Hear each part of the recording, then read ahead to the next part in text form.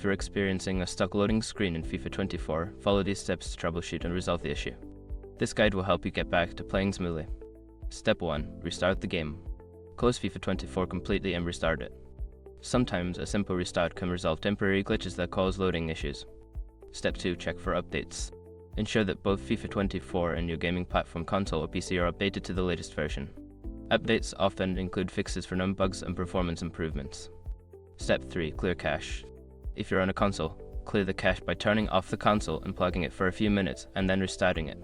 For PC users, you can clear the cache by navigating to the Game S installation folder and deleting temporary files.